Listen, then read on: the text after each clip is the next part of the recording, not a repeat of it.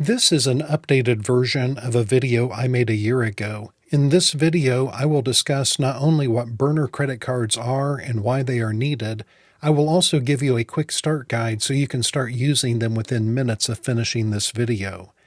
This is not a sponsored video, and I have no affiliation with either company I will be discussing. Many people associate burner phones with illegal activity. That negative stereotype has been reinforced by numerous movies and TV shows, such as Breaking Bad, where Walter White carried one phone for normal use and a burner phone for his meth business.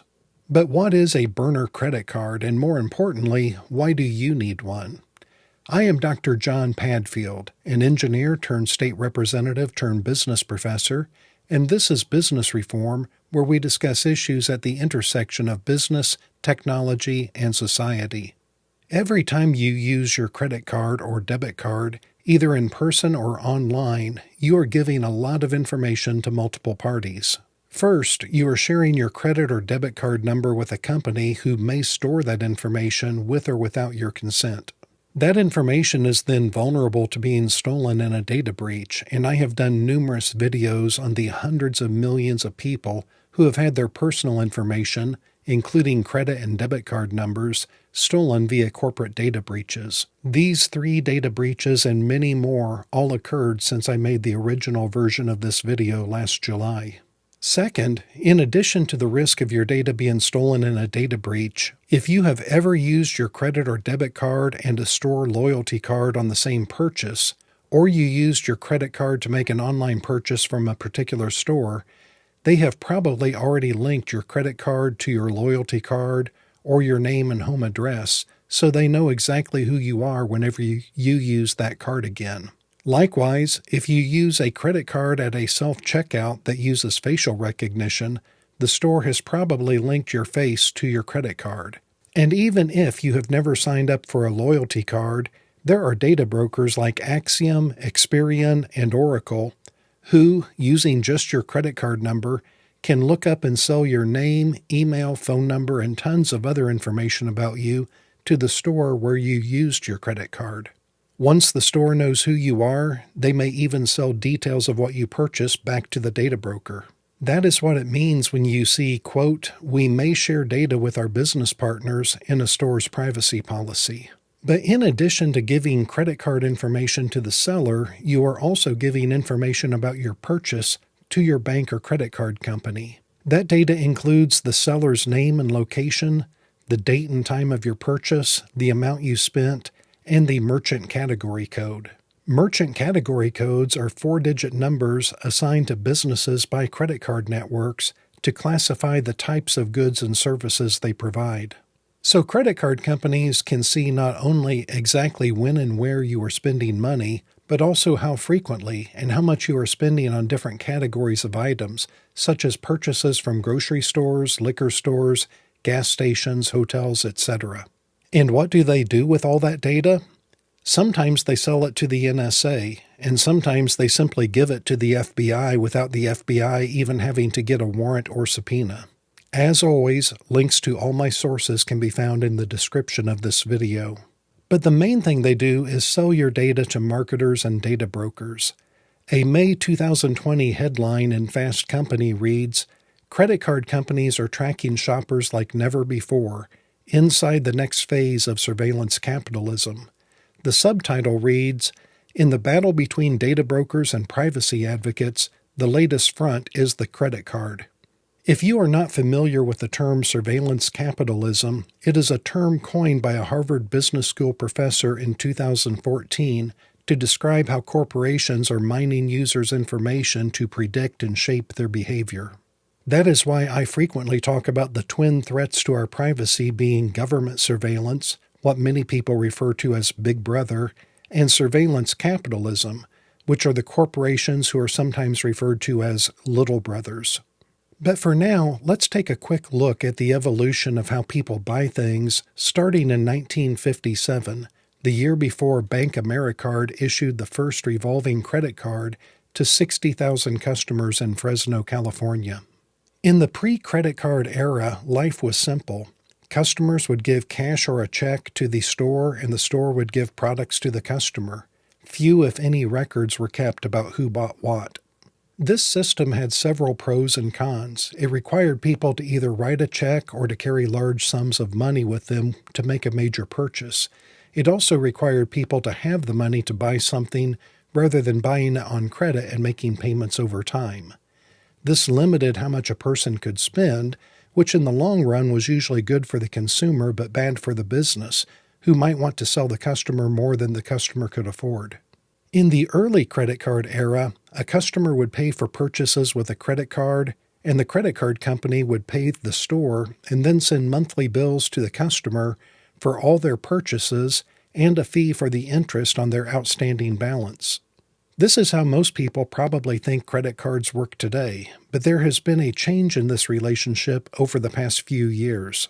In the present credit card era, all the previous interactions between the customer, store, and credit card company are still there, but now banks and credit card companies are making additional money by selling information about their customers to data brokers. So what can you do to prevent your bank or credit card company from selling your purchase history to data brokers? This is where burner credit cards come in. When you shop online, don't give your real credit card number to a website where it could potentially be stolen in a data breach and where your bank or credit card company can collect data about your purchases. Instead, use a burner credit card or what is sometimes called a virtual credit card. Burner credit cards work as a middleman between your bank or credit card company and the company you are doing business with. MySudo and Privacy.com are two apps that allow you to create virtual credit cards. By using a burner credit card number, all your bank or credit card company can see is that you made a payment to either MySudo or Privacy.com. The bank has no visibility to where the money went after that, so all they can sell to data brokers is that you spend a lot of money on one of these apps each month. From the seller's perspective, they are getting a credit card number that is different from your real credit card number, making it much harder for them to profile and track you, because that credit card number is not tied to a real name and billing address. Let's take a quick look at a couple of key differences between MySudo and Privacy.com. MySudo is a complete suite of privacy tools all in one app. Their plans vary by country, and in the United States they offer 4 different plans from free to $150 per year. Their plans give you burner email addresses, burner phone numbers, private browsers, and virtual credit cards, but at present the virtual credit card feature is only available in the United States. If you use an iPhone, you can also connect a MySudo virtual card to Apple Pay, so you can use it inside of a brick-and-mortar store that accepts Apple Pay. Also, in addition to paying your annual or monthly subscription fee, there is a per-transaction fee of 2.99% plus 31 cents each time you use a virtual card. So a $100 purchase would cost you $103.30. In contrast, Privacy.com is a standalone privacy payment app that does not have all the other features like burner email addresses and phone numbers. However, they offer a lot more flexibility in terms of how to set up and control your virtual cards. Privacy.com has 4 plans from free to $25 per month, but the vast majority of people would be fine with the free or $5 per month plan. Like MySudo's virtual cards, Privacy.com is only available in the United States. But unlike MySudo, Privacy.com must be linked to your checking account rather than a credit card. The advantage of connecting your Privacy.com account to your checking account rather than a credit card is that there is no per-transaction fee on domestic purchases, and there is only a 3% fee on foreign transactions. The big difference between the $5 per month and $10 per month plan is that with the $10 per month plan, you can create what they call everywhere cards, which can be used with contactless payment systems such as Apple Pay, Google Pay, and Samsung Pay. Companies like MySudo and Privacy.com have an entirely different business model than most companies today. They make their money by protecting your privacy, not violating your privacy. Are burner/virtual credit cards a silver bullet that will protect you from all privacy threats? Of course not. But they are a tool that you can choose to use to combat surveillance capitalism by minimizing the amount of information shady data brokers are accumulating about you and selling to intelligence agencies and companies that want to profile you. Have you ever used a burner credit card? Do you know of any other privacy tools or apps that you would encourage people to use to minimize the amount of data being collected about them? I can't wait to read your comments.